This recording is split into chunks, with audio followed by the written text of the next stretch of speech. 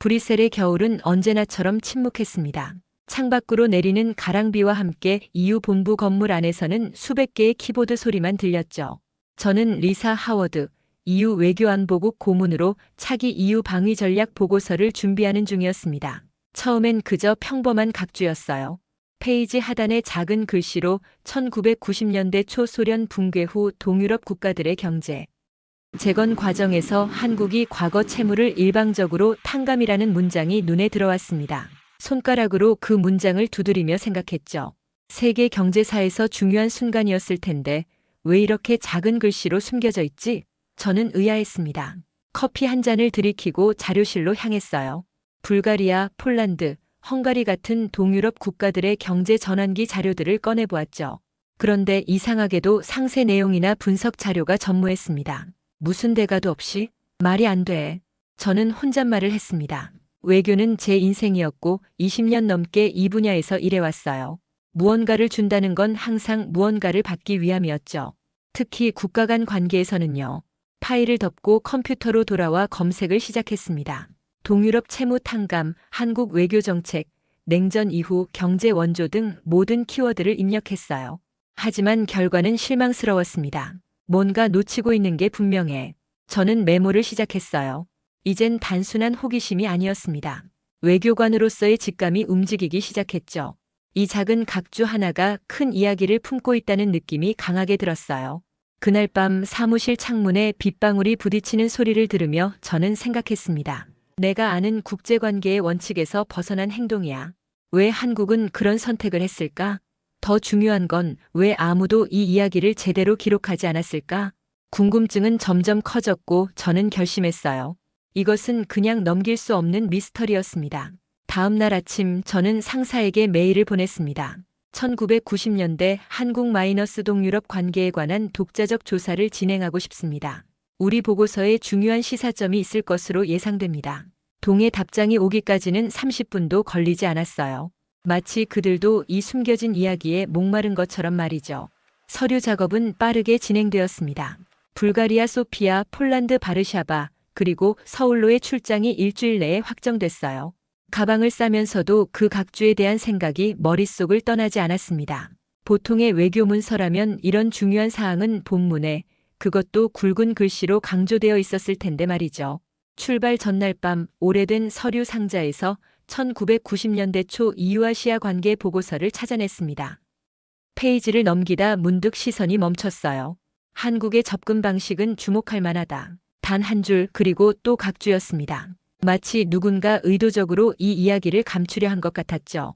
브뤼셀 공항으로 향하는 택시 안에서 창밖을 바라보며 생각했습니다. 이건 단순한 조사가 아니야. 외교의 진정한 의미를 묻는 여정이 될 거야.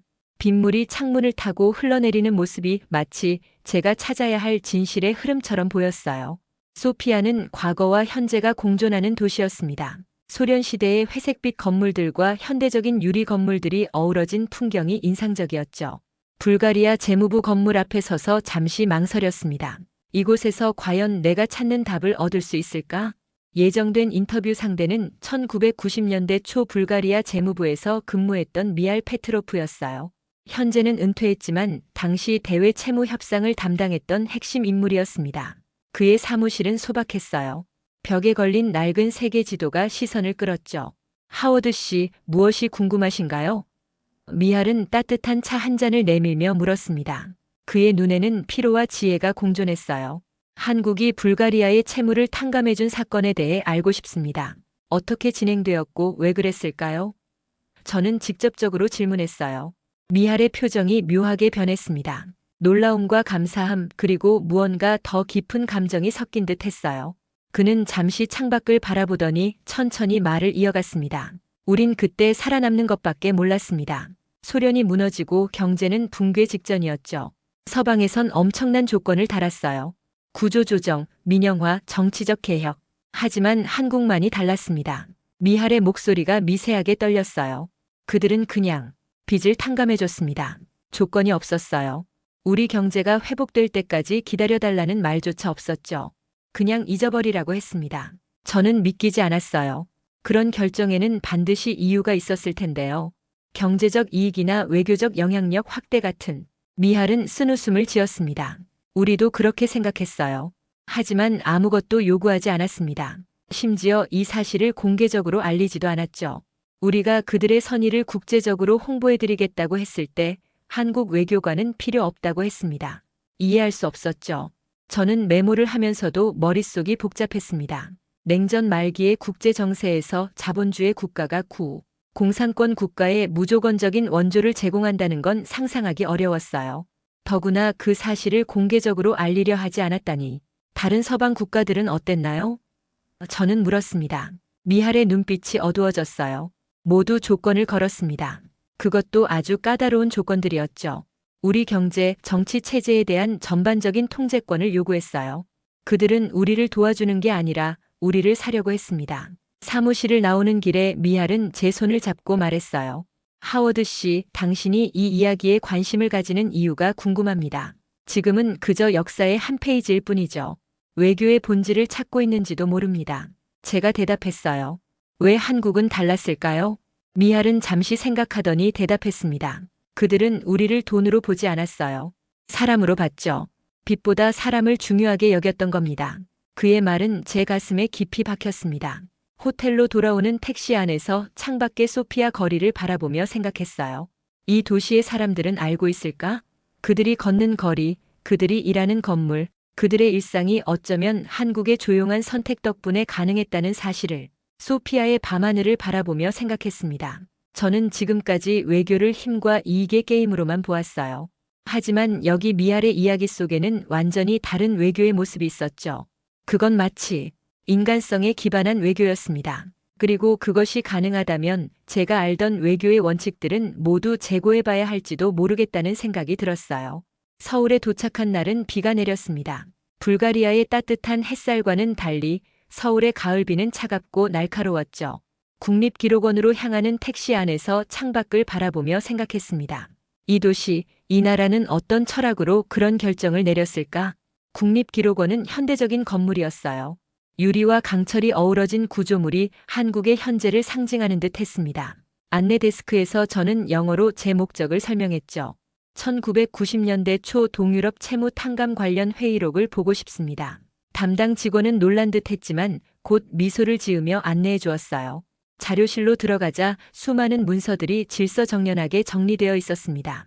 직원의 도움으로 찾아낸 파일은 생각보다 얇았어요. 마치 중요한 결정이었음에도 많은 논의가 필요하지 않았던 것처럼 말이죠. 첫 페이지를 넘기자 1992년 6월 외교부 특별회의 회의록이 나왔습니다. 눈에 띄는 문장이 있었어요. 돌려줄 차례다. 단 3단어였지만 그 무게감은 압도적이었습니다. 회의록을 계속 읽으면서 저는 점점 더 혼란스러워졌어요. 어떤 정치적 계산이나 경제적 이득에 대한 논의가 전혀 없었죠. 오직 우리도 도움을 받았던 나라라는 문장만이 반복되고 있었습니다. 자료실에서 나오자 예약해둔 인터뷰 대상인 박정호 전 외교관을 만났습니다. 70대 중반의 노신사였죠. 그는 미소를 지으며 저를 근처 카페로 안내했어요. 하워드 씨, 우리 작은 나라의 역사에 관심을 가져주셔서 감사합니다. 박정호는 차분한 목소리로 말했어요. 전 단지 이해하고 싶을 뿐입니다. 왜 한국은 어떤 조건도 없이 그런 결정을 내렸죠? 그리고 왜 그 사실을 더 널리 알리지 않았나요? 저는 직접적으로 물었습니다. 박정호는 잠시 창밖을 바라보더니 천천히 대답했어요. 하워드 씨, 우리는 한국 전쟁 후 폐허였습니다. 그때 많은 나라들이 우리를 도왔죠. 하지만 진정으로 기억해야 하는 것은 누가 어떤 조건으로 도왔는지가 아닙니다. 어떤 마음으로 도왔는지죠. 그는 잠시 침묵했다가 이어갔습니다. 그 누구도 보도자료 쓰지 않았습니다. 우리에게는 그것이 당연한 일이었으니까요. 기억해야 하는 것은 돈이 아니라 이유입니다. 그의 말에 저는 깊은 충격을 받았습니다. 서양의 외교, 제가 20년 넘게 몸담아온 그 세계에서는 항상 무엇을 주고 무엇을 받았는가가 중요했어요. 하지만 여기 박정호의 말에는 완전히 다른 철학이 담겨 있었죠. 한국은 자신이 받은 은혜를 기억하는 것이 아니라 겪었던 아픔을 기억하는 겁니다. 그래서 동유럽이 어려울 때 우리는 그들이 어떤 상황인지 알았어요. 그들이 필요한 건 조건부 원조가 아니라 숨 쉴 공간이었죠.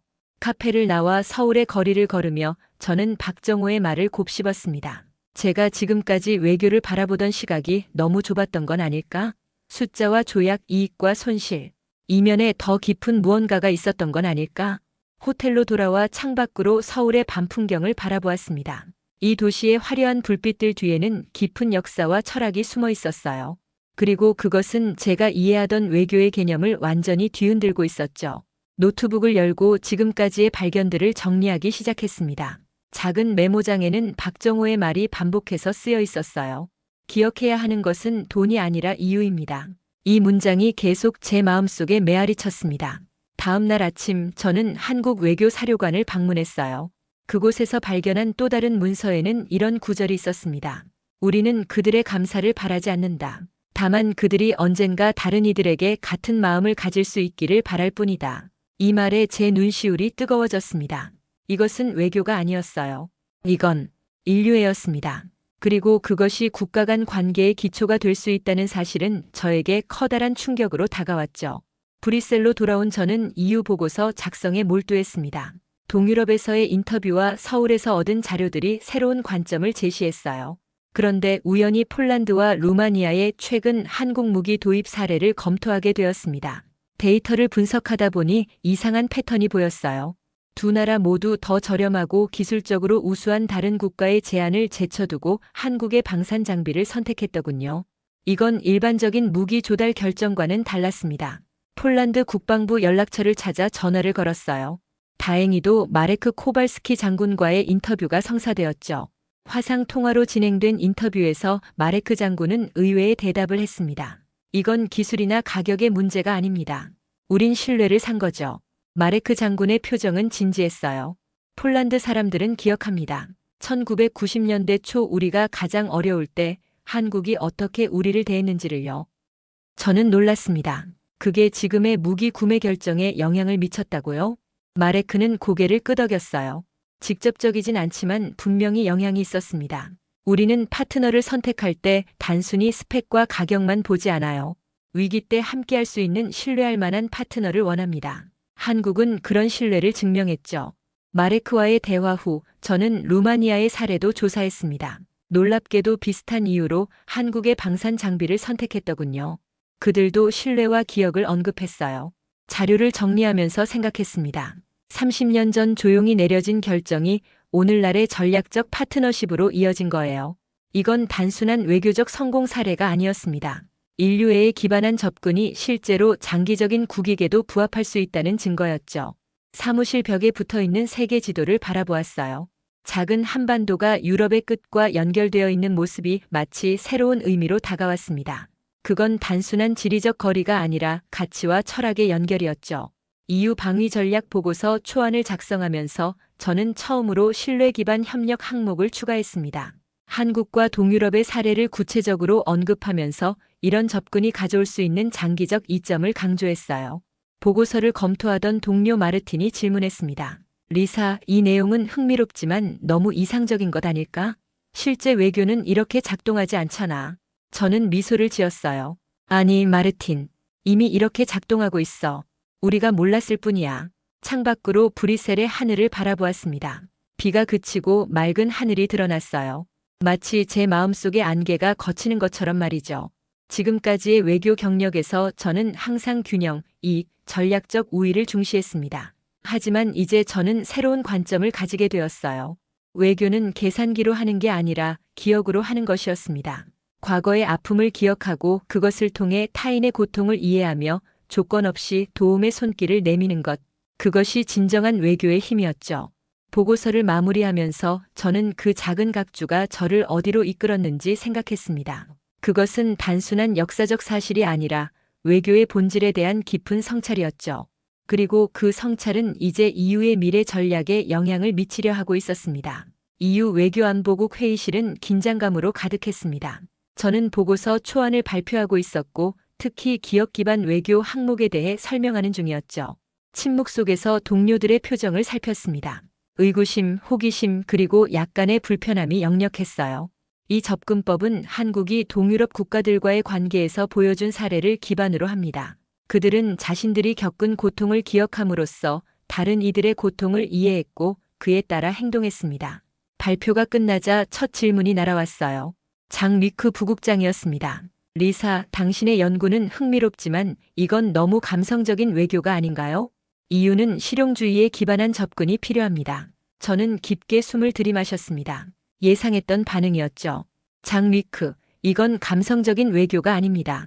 오히려 더 깊은 이성에 기반한 접근입니다. 냉전 이후 30년이 지난 지금 한국은 동유럽에서 강력한 경제적, 전략적 파트너가 되었습니다. 이건 우연이 아니에요. 독일 대표 한스가 끼어들었습니다. 하지만 우리가 모든 국가에 이런 접근을 한다면 EU의 레버리지를 잃게 될 우려가 있습니다. 조건부 원조는 우리의 가치와 이익을 보호하는 수단입니다. 회의실이 순간 조용해졌어요. 저는 제 앞에 놓인 서류를 바라보다가 천천히 고개를 들었습니다. 한스, 그들은 받은 적 없는 은혜를 기억해 도운 나라입니다. 그리고 지금 그들은 그 어떤 강제적 레버리지보다 더 강한 유대감을 형성했습니다. 이것이 진정한 외교적 영향력이 아닐까요? 토론은 2시간 넘게 이어졌습니다. 찬성과 반대 의견이 팽팽하게 맞섰죠. 제 보고서는 EU의 기존 외교 노선과는 다른 접근법을 제시했으니까요. 여러 국가 대표들은 이 개념이 EU의 실질적 이익을 어떻게 증진시킬 수 있는지에 대해 의문을 제기했습니다. 회의가 끝날 무렵 벨기에 대표 클레르가 발언했어요. 리사의 제안은 혁신적입니다. 우리가 지금까지 외교를 바라보던 방식과는 다르지만 그것이 틀렸다는 의미는 아니죠. 한국의 사례는 우리에게 중요한 교훈을 줍니다. 저는 심호흡을 했습니다. 적어도 한 명은 제 관점을 이해해 주는 것 같았어요. 감사합니다, 클레르. 제가 제안하는 것은 기존 외교 전략을 완전히 대체하는 것이 아닙니다. 다만 우리의 접근법을 보완하는 새로운 차원을 더하는 거죠. 때로는 장기적 신뢰가 단기적 이익보다 더 가치 있을 수 있습니다. 결국 진행위원장이 결정을 내렸습니다. 리사의 기업 기반 외교 항목은 보고서 초안에 포함시키되 추가 검토와 사례 연구를 진행하겠습니다. 다음 회의에서 더 논의하죠. 회의실을 나오는 길에 장 위크가 제게 다가왔어요. 리사, 솔직히 처음엔 당신의 아이디어가 너무 이상적으로 들렸습니다. 하지만 폴란드와 루마니아의 사례는 흥미롭네요. 더 자세히 알고 싶습니다. 사무실로 돌아와 창가에 서서 브뤼셀의 풍경을 바라보았습니다. 이제 첫 관문을 통과한 셈이죠. 하지만 더 많은 증거, 더 강력한 사례가 필요했어요. 그리고 무엇보다 이 접근법이 현대 외교에서도 유효하다는 것을 증명해야 했습니다. 노트북을 열고 서울 외교연수원에 이메일을 보냈어요. 한국의 기업 기반 외교에 대한 강연 요청. 주제를 명확히 했습니다. 저는 더 깊이 알고 싶었고 그들의 관점을 직접 들어보고 싶었죠. 이제 저는 이 여정의 중간 지점에 서 있었습니다. 처음 발견한 작은 각주는 이제 EU 외교 정책의 새로운 방향을 제시할 가능성을 가진 개념으로 성장하고 있었어요. 하지만 여전히 많은 의문이 남아 있었죠. 과연 이런 접근이 현대의 복잡한 국제관계에서도 유효할 수 있을까? 인류애와 기억이 정말로 외교의 새로운 기초가 될 수 있을까? 그날 밤 저는 오래된 일기장을 펼쳤습니다. 20년 전 외교관 생활을 시작했을 때의 열정과 이상이 담겨 있는 페이지들이었어요. 외교는 세상을 더 나은 곳으로 만들 수 있다라고 적혀 있었죠. 그 말을 읽으며 미소를 지었습니다. 어쩌면 저는 초심으로 돌아가고 있는 건지도 모르겠네요. 서울 외교연수원의 강당은 예상보다 많은 청중으로 가득 찼습니다. 젊은 외교관 지망생들과 현직 외교관들이 함께 모인 자리였죠. 저는 강단에 서서 그들의 열정 넘치는 눈빛을 마주했습니다. 이 자리에서 제가 배우는 것이 더 많을 것 같다는 느낌이 들었어요. 여러분, 오늘 저는 질문 하나를 가지고 왔습니다. 외교란 무엇인가? 저는 강연을 시작했어요. 지난 몇 달간 저는 한국의 독특한 외교 철학에 대해 연구해 왔습니다.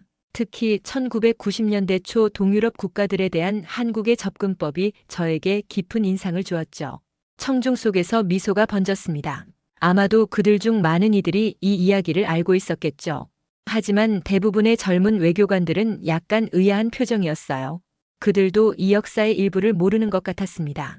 제가 연구 결과를 공유하면서 한국의 동유럽 채무 탕감과 그 이후의 관계 발전에 대해 설명했습니다. 그리고 마지막에 진솔한 질문을 던졌어요. 당신 나라 외교는 어떻게 이토록 고요한가요? 왜 한국은 많은 나라들이 자신의 공헌을 알리려 할 때 조용히 도움을 주기로 결정했나요? 잠시 침묵이 흘렀습니다. 그때 뒷자리에서 한 중년의 외교관이 일어섰어요.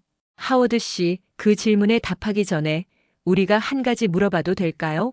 왜 이 오래된 이야기에 관심을 갖게 되셨나요? 저는 솔직하게 답했습니다. 처음에는 호기심이었습니다.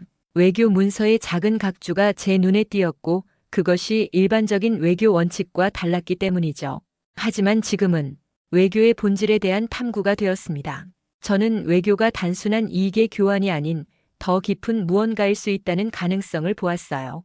그 답변에 청중은 고개를 끄덕였습니다. 다시 침묵이 흘렀고 이번에는 젊은 여성 외교관이 발언했어요. 우린 겪어봤기 때문입니다. 그 간단한 대답에 저는 묵묵히 고개를 끄덕였습니다.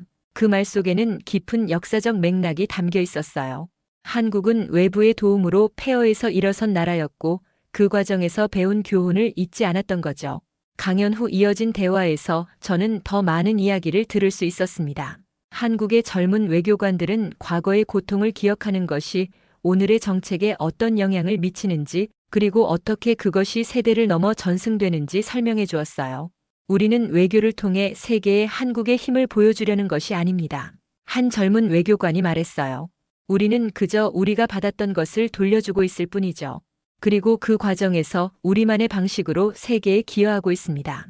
저녁 식사 자리에서 한 원로 외교관이 제게 조용히 말했습니다. 하워드 씨, 당신이 발견한 것은 단순한 외교 전략이 아닙니다. 그것은 우리 민족의 정신입니다. 우리는 기억합니다. 좋은 것도 나쁜 것도 모두요. 그리고 그 기억은 우리의 행동을 인도합니다. 호텔로 돌아오는 길에 서울의 밤거리를 걸으며 생각했습니다. 이 도시, 이 나라는 자신의 과거를 통해 미래를 바라보고 있었어요. 그들의 외교는 단순한 정책이나 전략이 아니라 집단적 기억과 정체성의 표현이었죠. 창밖으로 한강이 보이는 호텔방에서 저는 메모를 정리했습니다. 기억의 외교라는 제목 아래 오늘 들은 이야기들을 기록했어요. 세대를 거쳐 전해지는 가치, 조용하지만 단호한 행동, 그리고 무엇보다 깊은 인류애. 이것들이 한국 외교의 핵심이었습니다. 잠들기 전 마지막으로 노트에 한 문장을 적었어요. 외교의 진정한 힘은 계약서가 아니라 기억에 있다. 이 깨달음이 이후의 새로운 외교 방향을 제시할 수 있을까? 내일의 과제였습니다. 브뤼셀 EU 본부의 대회의실은 긴장감으로 가득했습니다. 오늘은 새로운 EU 방위 전략 보고서가 공식 발표되는 날이었죠. 저는 앞줄에 앉아 손에 든 보고서 초안을 다시 한번 훑어보았습니다. 제가 제안한 기업 기반 외교 항목이 최종 버전에 포함되었는지 확인하고 싶었어요. EU 외교안보정책 고위 대표 마르코스가 연단에 올랐습니다. 오늘 우리는 변화하는 세계 질서 속에서 EU의 새로운 방향을 제시하는 보고서를 발표합니다.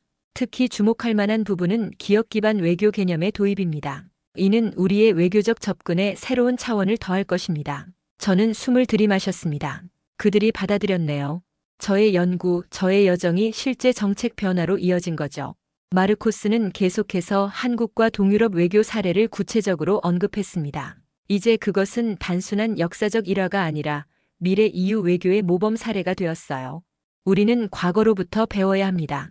단순히 우리가 주고받은 것이 아니라 우리가 겪은 경험과 그것이 우리에게 가르쳐준 교훈으로부터요. 한국의 접근법은 우리에게 중요한 시사점을 제공합니다. 발표가 끝나고 기자들의 질문이 이어졌습니다. 많은 질문이 새로운 기업 기반 외교 개념에 집중되었어요. 이 개념이 실제로 어떻게 적용될 것인지, 기존의 외교 원칙과 어떻게 조화를 이룰 것인지 등의 질문이었죠. 한 기자가 저를 직접 지목했습니다. 하워드 씨, 이 개념을 제안하신 분으로서 구체적으로 EU가 어떤 상황에서 이 접근법을 적용해야 한다고 생각하시나요? 저는 천천히 자리에서 일어났습니다. 저는 이것이 모든 상황에 적용될 수 있는 만능 해결책이라고 주장하지 않습니다. 하지만 장기적 관계 구축, 특히 과거에 고통을 겪었던 지역과의 관계에서는 매우 효과적일 수 있어요. 우리가 단순히 우리의 이익만을 추구하는 것이 아니라 상대방의 경험과 필요를 진정으로 이해하고 존중할 때 더 강력하고 지속 가능한 파트너십이 형성됩니다. 기자회견이 끝나고 많은 동료들이 와서 축하를 건넸습니다. 처음에 가장 회의적이었던 장 위크조차도 인정했어요. 리사, 당신이 옳았습니다. 이건 단순한 감성적 접근이 아니었어요. 실제로 매우 실용적인 외교 전략이 될 수 있습니다. 그날 저녁 저는 조용히 회의장을 빠져나와 EU 본부 앞 공원으로 향했습니다. 벤치에 앉아 하늘을 바라보며 생각했어요. 이젠 우리가 잊지 않을 차례다. 이제 EU는 한국이 보여준 그 조용한 철학을 자신의 것으로 받아들인 것입니다. 휴대폰이 울렸습니다. 서울에서 만났던 박정호 전 외교관의 메시지였어요. 하워드 씨 뉴스를 보았습니다. 축하드립니다. 당신은 이제 진정한 외교관입니다. 그의 말에 눈시울이 뜨거워졌습니다. 처음 그 작은 각주를 발견했을 때 저는 단지 흥미로운 연구 주제를 찾았다고 생각했어요. 하지만 이제 그것은 제 인생과 제 직업에 대한 깊은 성찰이 되었습니다. 외교란 무엇인가? 그것은 단순한 거래가 아니라 기억하고 이해하고 공감하는 행위였습니다. 다음 날 아침 국제 언론들은 EU의 새로운 외교 방향에 대해 다양한 반응을 보였습니다. 어떤 이들은 이를 지나치게 이상주의적이라고 비판했고, 다른 이들은 이것이 변화하는 세계 질서에 적응하기 위한 현명한 전략이라고 평가했어요. 그러나 가장 흥미로운 반응은 동유럽 국가들로부터 왔습니다. 불가리아, 폴란드, 루마니아의 외교부 대변인들은 이 새로운 접근을 환영한다는 성명을 발표했죠. 그들은 특히 한국과의 경험이 모범 사례로 언급된 것에 주목했습니다. 사무실로 돌아온 저는 책상 위에 놓인 최종 보고서를 펼쳤습니다. 기업 기반 외교장에는 제 이름이 저자로 기재되어 있었어요. 무언가 큰 변화의 시작점에 서 있다는 느낌이 들었습니다. 서구 외교 전략 속에 처음으로 한국식 외교 가치가 등장한 것이죠. 창밖을 바라보며 생각했습니다. 이제 우리의 외교는 단순히 받은 만큼이 아니라 기억한 만큼 주는 것이 될 수 있을까? 그것이 제가 앞으로 지켜보고 싶은 변화였습니다. 1년 후 저는 영국 외교 아카데미에서 강연을 하고 있었습니다. 청중은 미래의 외교관이 될 젊은 학생들이었죠. 그들의 열정 넘치는 눈빛에서 저는 희망을 보았습니다. 외교의 본질은 무엇일까요? 저는 강연을 시작했어요. 1년 전 저는 한 작은 각주로부터 시작된 여정을 통해 이 질문에 대한 새로운 시각을 얻게 되었습니다. 저는 한국의 동유럽 채무 탕감 사례부터 시작해 EU의 기업 기반 외교 개념 도입까지의 이야기를 들려주었습니다. 학생들은 집중해서 듣고 있었어요. 그들의 눈빛에서 저는 진정한 호기심을 느꼈죠. 강연이 끝나고 질문을 받는 시간, 한 학생이 손을 들었습니다. 왜 그렇게 했을까요, 한국은? 어떤 국가적 이익이 있었나요? 저는 미소를 지었습니다. 1년 전 제가 했던 것과 같은 질문이었어요. Because they remembered, not because they would. 제가 영어로 대답했습니다. 그들은 빚진 것이 아니라 기억했기 때문입니다. 그 말에 학생들 사이에서 조용한 이해의 파장이 퍼져나갔습니다. 저는 계속해서 설명했어요. 한국은 자신들이 받은 은혜가 아니라 겪었던 상처를 기준으로 판단했습니다. 그들은 동유럽 국가들이 경험하고 있는 고통을 이해했고, 그래서 조건 없이 도울 수 있었죠. 강연 후 많은 학생들이 더 많은 질문을 가지고 다가왔습니다. 그들은 이 새로운 외교 개념에 진정으로 관심을 보였어요. 그중 한 학생이 특히 인상적인 질문을 했죠. 하워드 교수님, 이런 접근법이 현재의 국제 분쟁에도 적용될 수 있을까요? 저는 잠시 생각했습니다. 그건 우리가 얼마나 용기 있게 기억하고 또 얼마나 용기 있게 행동하느냐에 달려 있겠죠. 기억은 단순히 과거를 회상하는 것이 아닙니다.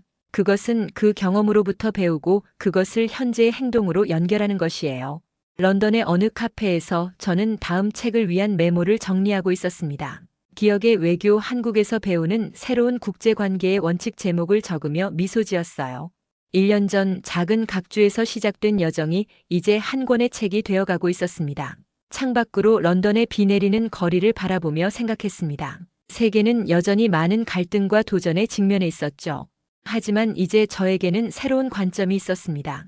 외교는 단순한 이익의 교환이 아니라 우리가 함께 경험한 인류의 이야기를 기억하고 그로부터 배우는 과정이었어요. 휴대폰에 새 메시지가 도착했습니다. 서울에서 만났던 그 우린 겪어봤기 때문입니다라고 말했던 젊은 외교관이었어요. 하워드 씨, 저희가 다음 달 유엔 총회에서 기업 기반 외교 세션을 주최합니다. 함께 해주시겠어요? 저는 즉시 답장을 보냈습니다. 물론입니다. 영광이죠. 이제 이 이야기는 더 넓은 세계로 퍼져나가고 있었습니다. 한국의 조용한 철학이 세계 외교의 새로운 흐름을 만들어가고 있었죠. 노트북을 닫으며 생각했습니다. 외교의 본질은 무엇인가? 그것은 어쩌면 우리가 서로의 이야기를 얼마나 깊이 기억하고 그 기억으로부터 얼마나 지혜롭게 행동하느냐에 달려있는지도 모릅니다. 한국이 보여준 조용한 외교는 잊지 않는 나라가 어떻게 흐름을 바꿀 수 있는지를 증명했습니다. 비가 그치고 햇살이 비치기 시작했습니다. 새로운 날, 새로운 가능성의 시작이었어요. 그리고 저는 이제 알고 있었습니다. 진정한 외교는 숫자가 아니라 기억, 계약이 아니라 공감, 이익이 아니라 인류애에 기반한다는 것을요. 그것이 제가 한국으로부터 배운 가장 소중한 교훈이었습니다. 오늘 이야기는 여기까지입니다. 오늘 이야기가 재미있으셨다면 좋아요와 구독 부탁드립니다. 더 재밌고 감동적인 이야기로 다시 찾아오겠습니다. 감사합니다.